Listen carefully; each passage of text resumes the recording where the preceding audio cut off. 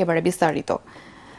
গ্রামাঞ্চলের সব চিকিৎসক, ব্যবসায়ীরা এবং আইনজীবীকে করের আওতায় আনতে ডিসিদের নির্দেশ দিয়েছেন অর্থ উপদেষ্টা ডক্টর সালেউদ্দিন আহমেদ। যারা কর দেওয়ার মতো আয় করছেন দ্রুত তাদের তালিকা করে বিষয়টি তদারকি করার নির্দেশ দেওয়া হয়েছে জেলা প্রশাসকদের। রাজধানীর ওসমানী স্মৃতি মিলনায়তনে 3 দিনের জেলা প্রশাসক সম্মেলনের দ্বিতীয় দিনে তিনি এসব কথা বলেন। এর আগে সকালের অধিবেশনে খাদ্য উপদেষ্টা আলী ইমাম মজুমদার বলেন, রমজানের সুলভ মূল্যে খাদ্যশস্য সরবরাহ ও বিতরণ সুশৃঙ্খলভাবে পরিচালনা করতে ডিসিদের নির্দেশ দেওয়া হয়েছে। আরও জানাচ্ছেন রাজনা দাস। সারা দেশের জেলা প্রশাসকদের নিয়ে 3 দিনব্যাপী এই সম্মেলনের দ্বিতীয় দিনের প্রথম অধিবেশনে বিভিন্ন দপ্তরের উপদেষ্টাদের পক্ষ থেকে ডিসিদের দেওয়া হয় বিভিন্ন ধরনের নির্দেশনা ও পরামর্শ।